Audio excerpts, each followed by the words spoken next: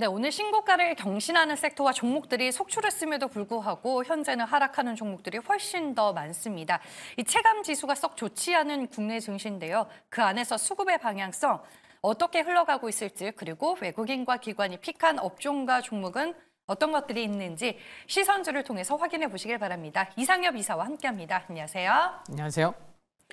결국에는 외국인이 현선물 양시장에서 매도로 이제 방향 전환이 됐더라고요. 네네. 그래서 시장이 좀 오후장 들어서 더 밀리고 있는 걸까요?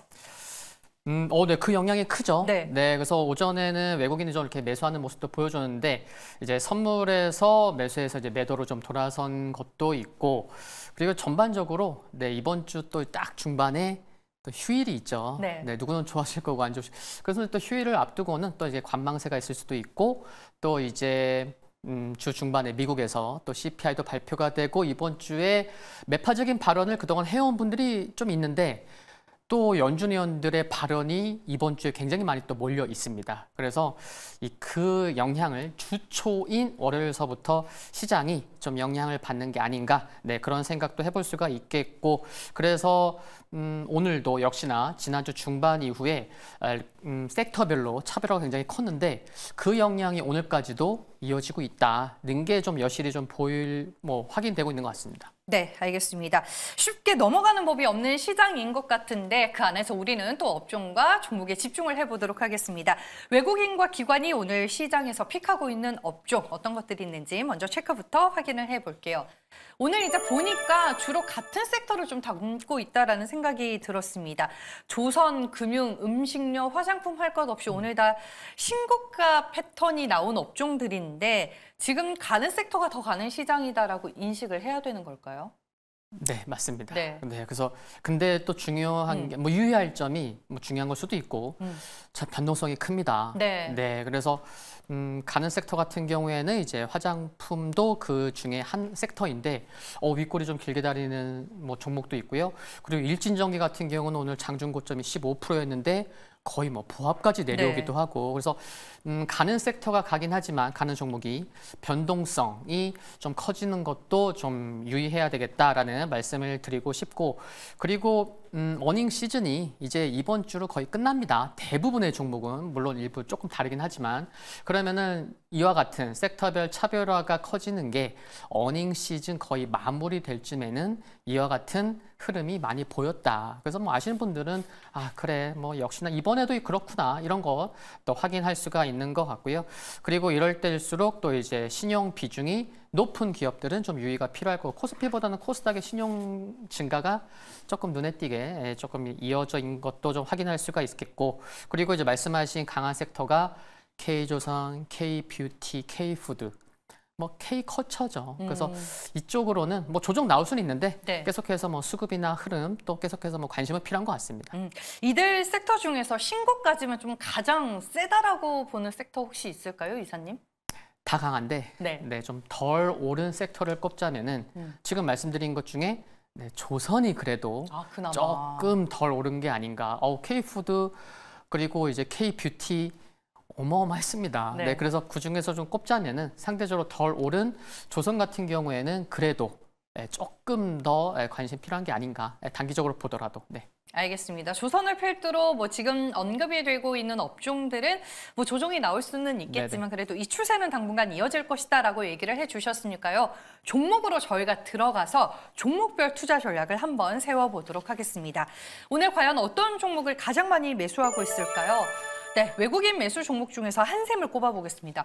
언제 주가가 이렇게 올랐죠? 저는 한샘을 좀 잊고 지냈었는데 이번 1분기 실적도 좋고 긍정적인 부분들이 많이 언급이 되고는 있던데 과연 하반기까지 이렇게 한샘이 좋을 수가 있을까 싶네요.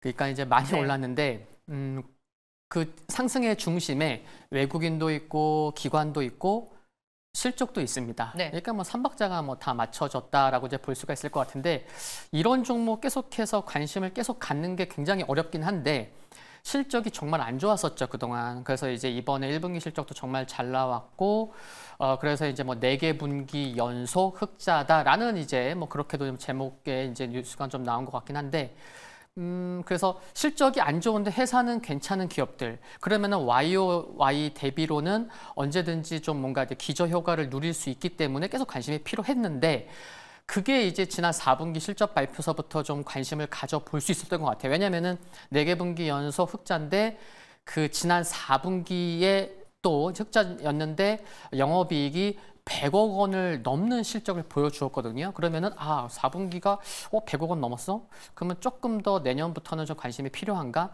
근데 그런 것을 이제 기관과 외국인이 좀 실적이 좋아지는 것에 지금 베팅을 하고 있었던 게 아닌가. 그래서 지금 뭐 어제 오늘 사는 게 아니고 꾸준히 매수가 좀 이어지고 있는 것을 봤을 때 이와 같은 실적 추이에 기관과 외국인은 계속해서 정말 오랫동안 계속해서 관심을 가져왔기 때문에 베팅을 할 수 있었던 게 아닌가. 뭐 그런 생각 해볼 수 있을 것 같고요. 지금 내년 영업이익이 600억 원대, 뭐 내후년은 800억 원대 전망이 되는데 시가총액은 한 1조 5천억 원이 넘죠. 그러면은 좀 비싼 거 아니야라고도 생각할 수는 있겠지만 이번 1분기 수익성도 영업이익률이 20%가 넘어요. 그러면 시간 갈수록 또 외형도 커지고 수익성도 커지면은 뭐 프리미엄, 그래 시가총액 실적 대비해서 시가총액을 보면은 그래 프리미엄 좀 줄 수 있겠구나. 그래서 제가 또 뭐 조정 나올 수 있겠지만 계속해서 관심은 필요한 게 아닌가. 를 좀 실적 전망을 통해서 그렇게 좀 말씀드릴 수 있을 것 같습니다. 최근에 한 달 동안 말씀해 주셨다시피 수급과 실적에 기반해서 오르기는 했지만 여기에서 더 갈 수 있다라는 의견이신 거네요, 그러면? 네, 그래서 또 이제 사옥도 지금 매각 추진하고 있는데 그것도 이제 회사에서는 또 주주 환원으로 또 활용할 수 있는 부분의 그런 이마저 또 이제 스토리가 있기 때문에 계속해서 관심이 필요한 것 같습니다. 알겠습니다. 하반기까지 보고 외국인을 따라서 살만한 종목 한샘이다라고 코멘트를 해주셨습니다. 다음 이제 기관이 매수한 종목 중에서 골라보겠습니다. HD 현대 마린솔루션인데 오늘 기관이 코스피에서 또 가장 많이 매수를 하고 있더라고요. 매수 상위 1위 종목에 랭크가 되어 있는데 이제는 보유자의 영역인 것 같아서 여기에서 이제 차익 실현, 수익 실현하는 게 미덕일까요? 이 종목은? 항상 덕은 좋은데 거의 어깨는 넘어가고 있다고 생각이 듭니다. 왜냐하면은 신규주는 무엇보다 중요한 게 수급인데 APR 같은 것도 최근에 흐름이 굉장히 좋았잖아요. 근데 안 좋았다가 흐름이 좋을 수 있었던 거는 수급이었거든요. 그래서 신규주는 수급이 좋은데 수급, 뭐 기관 매수 1위, 그래서 수급이 뒷받침되고 있다는 게 중요한 것 같고 그리고 조선업황이 정말 좋습니다. 그래서 이것도 좋고 그래서 지금 1분기 실적을 살펴보면은 예상되는 부분은 있는데 아직 공시는 안 나왔어요. 제가 다트 들어가 보니까. 근데 뉴스를 좀 보면은 1분기에 이와 같은 매출, 이와 같은 영업이익으로 순항 중이다라는 그런 수치가 나왔어요. 그러면 그 수치랑 지금 예상치를 비교해 보면은 실적이 예상한 것보다는 좀 낮은 수치를 지금 기사화된 것도 있기 때문에 만약에 1분기 최근에 좀 관심이 많으신 분들 입장에서는 이와 같은 수치와 예상된 수치 그래서 1분기 실적 좀 잘 보시면 좋겠다는 거 기사화된 것과 보면은 예상보다는 적거든요. 그래서 그것도 좀 보시면 좋을 것 같고 그래서 기대감은 있는데 중요한 거는 제가 왜 어깨 이상까지 왔다고 말씀을 드리냐면 시가총액이 지금 8조 5천억 조금 뭐 넘었고 한 그 수준인데 그러면은 조선이나 뭐 기자재 쪽에서 좀 살펴보면은 비슷한 시가총액이 삼성중공업입니다. 삼성중공업 아직 9조 원 돌파 못했거든요. 근데 삼성중공업이 올해 실적 전망이 더 좋아요. 그러면은 실적도 좀 낮은데 시가총액이 삼성중공업이랑 비슷해? 그러면은 시가총액 9조 원을 좀 강하게 돌파하고 안착까지 나와야 뭔가 좀 더 좀 핫할 수 있지 않을까 생각이 들고 그럼 여기서는 삼성중공업을 과연 넘을 수 있을까? 이런 고민도 해볼 수가 있는 거죠. 그러면은 그 가격이 한 21만 원대 정도 되기 때문에 거기 강하게 돌파 못하면 단기 고점일 수도 있고 강하게 돌파하고 안착해주면은 조금 더 갈 수 있고 그래서 지금 그래서 이제 어깨 이상까지 온 게 아닌가 그런 말씀 드릴 수 있는 것 같습니다. 네, 어깨까지 일단 뭐 목까지는 안 차올랐으니까 그럼에도 불구하고 슬슬 우리가 좀 차익 실현 그리고 수익 실현을 준비해야 하는 시기인 거는 맞다라고 말씀을 해주셨고 생각보다 1분기 실적이 더 좋을 수는 있기 때문에 실적까지는 잘 확인을 하고 대응하자라고 말씀을 해주셨습니다. 다음은 이제 기관이 오늘 또 코스닥 시장 안에서 매수를 하고 있는 파인엠텍입니다. 알겠습니다. 제가 이제 투자텔미에서도 이제 소개를 해드렸는데 애플의 중요한 두 가지 이벤트가 있더라고요. 폴더블 폰 가능성 재개와 함께 이 종목도 이제 시장에서 수혜주로 거론이 되던데 맞나요? 네, 수혜주로 거론되고 있고 네. 또 파이넴텍이 작년에도 실적이 좋았어요. 아, 그래요? 네, 좋았고 이제 네. 폴더블로 또 이제 뭐 애플도 또 스토리가 있고 또 중화권 같은 경우는 중화권 지금 스마트폰 업체들이 굉장히 선전하고 있죠. 그래서 이쪽 폴더블 쪽의 기기도 증가하기 때문에 폴더블 시장이 더 커지는 것에 대한 기대감이 있기 때문에 작년에도 실적 좋았는데 올해도 실적이 좋을 것으로 전망된다는 점이 일단 기본적으로 일단 기저에 있다. 네, 그런 거 굉장히 중요한 것 같고 그렇기 때문에 중화권 매출 비중이 한 20% 수준에서 올해 한 30% 넘을 것으로 전망된다는 것도 중요한 것 같고요. 그리고 또 한 가지가 또 전기차 모듈 쪽 관련된 실적도 확인이 필요하다고 말씀을 드리고 싶은데 홈페이지 들어가 보시면은 그 제품 소개 쪽에 4가지가 나와 있는데 맨 하단이 자동차라고 딱 되어 있거든요. 그래서 올해 이쪽에서도 좀 기대감이 있다는 거. 그래서 관심 있는 분들은 뭐 자동차 2차 전지, 그쪽 전기차 모듈 쪽에서도 좀 관심이 필요한 게 아닌가 그런 말씀 드리고 싶고 네. 내년 영업이익이 500억 원 돌파할 것으로 전망되는데 시가총액이 아직 4천억이 안 됩니다. 그래서 밸류에이션으로 봤을 때는 오늘 좀 급등하고 있지만 괜찮다라고 좀 볼 수 있을 텐데 이게 또 단기 급등하고 하면은 이게 스마트폰 쪽이 좀 변동성은 커요. 또 시간 지나면은 또 단가 압박도 있고 그래서 지금은 좋은데 뭐 제가 지금 말씀드린 거는 뭐 중기적인 관점이니까 그래서 밸류에이션으로는 오늘 급등했지만 괜찮다. 네. 네. 기간을 따라 사기에 개인 투자자분들 입장에서는 부담스럽지 않은 자리다라고 얘기를 해주시는 거죠. 네. 알겠습니다. 파이넴텍까지 투자 의견을 들어봤습니다. 이제 탑픽 종목을 선정해 볼 텐데 이사님은 오늘 외국인 쪽에서 종목을 고르셨을까요? 기관 쪽에서 종목을 고르셨을까요? 어떤 종목인가요? 네, 저는 오늘 외국인 따라서 한번 네. 골라봤고 네, 종목은 클리오. 클리오. 네. 서두에 말씀해 주셨다시피 오늘 화장품주들이 지금 윗꼬리가 길게 달려서 네, 달리고 있습니다. 괜찮을까요? 실적 좋으니까. 네. 근데 이제 오늘 만약에 고가에 매수하신 분 입장에서는 그래. 조금 오바 영역이었고 그러면은 좀 이렇게 올라올 때 조금 뭐 비중을 줄일 수는 있겠지만 여전히 관심은 필요하다라는 말씀을 먼저 드리고 싶고요. 네.